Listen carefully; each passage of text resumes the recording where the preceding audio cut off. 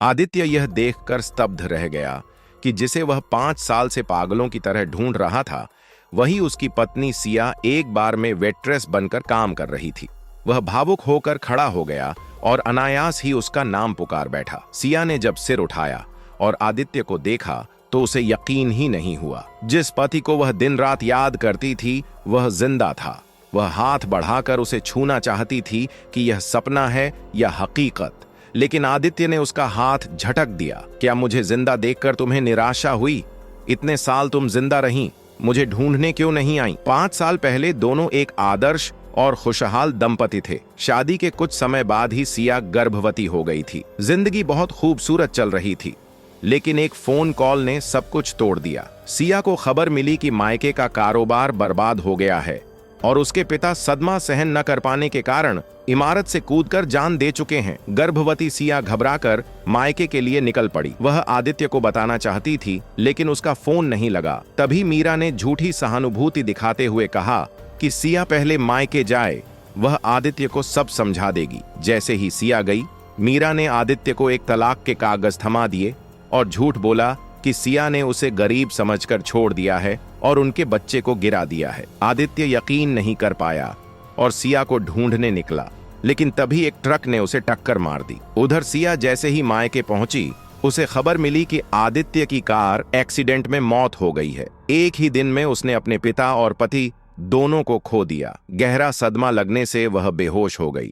5 साल बीत गए। सिया ने अकेले ही बेटे आरव को जन्म दिया और पाला, लेकिन उसे क्या पता था कि आदित्य जिंदा है और अब एक बड़े बिजनेस घराने का उत्तराधिकारी बन चुका है। इन 5 सालों में आदित्य सिया को धोखेबाज समझता रहा, उसे नफरत करता रहा और यह मानता रहा कि उसने उनके बच्चे को मार दिया। उसने बेटे के नाम की एक कब्र तक बनवा दी, जबकि सिया रोज अपने बेटे को लेकर आदित्य की कब्र पर फूल चढ़ाने जाती थी। एक दिन आरव ने देखा कि एक आदमी बिल्कुल अपने पिता की तस्वीर जैसा है, लेकिन पलटते ही वह आदमी ओझल हो गया और माँ बेटा फिर मिल नहीं पाए। आरव समय से पहले पैदा हुआ था, इसलिए उसे जन्म से ही बीमारी थी। ऑपरेशन के पैसे जुटाने के लिए सिया हर रात बार में काम करती थी। उसी रात आदित्य वहां आया और दोनों आमने सामने आ गए। सिया, क्या तुम जिंदा हो? आदित्य, तुम जिंदा हो? भावनाएं उमड़ पड़ी, लेकिन 5 साल की गलतफहमी ने आदित्य को क्रूर बना दिया।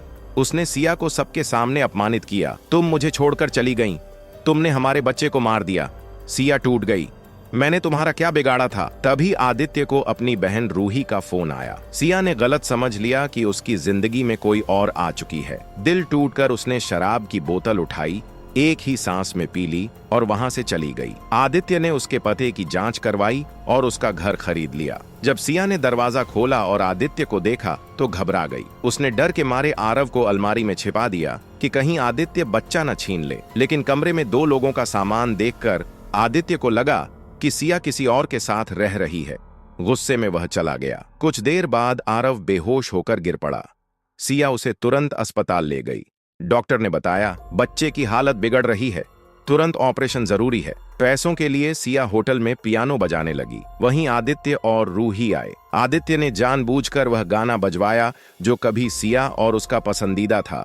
फिर उसने सिया को भारी रकम पर रूही की आया बनने की पेशकश की। अपमान और कैद दोनों के लिए बेटे की जान के लिए सिया ने अपमान सह लिया। बारिश में देर से आने पर आदित्य ने उसे सजा दी और घुटनों के बल खड़ा कर दिया। तुमने तलाक के कागज छोड़े, तुमने हमारे बच्चे को मार दिया। क्या सिया सन्न रह गई? मैंने ऐसा कुछ नहीं किया। लेकिन अपमान से टूटकर वह चुप रही। भारी बारिश में सिया बेहोश हो गई। आदित्य घबरा गया और उसे अस्पताल ले गया। डॉक्टर नेहा, जो सिया की सहेली थी, आदित्य को जिंदा देखकर दंग रह गई। उसने सच बता दिया, तुम्हारा बच्चा जिंदा है। यह देखो। आरव की तस्वीर। आदित्य टूट गया। वह मेरा बेटा है। पापा, सच सामने आ गया। डीएनए टेस्ट की बात हुई। 5 साल की नफरत एक पल में बिखर गई। आदित्य को समझ आया कि उसने सब कुछ खोते खोते कितनी बड़ी गलती कर दी थी। नेक्स्ट पार्ट के लिए सब्सक्राइब करें।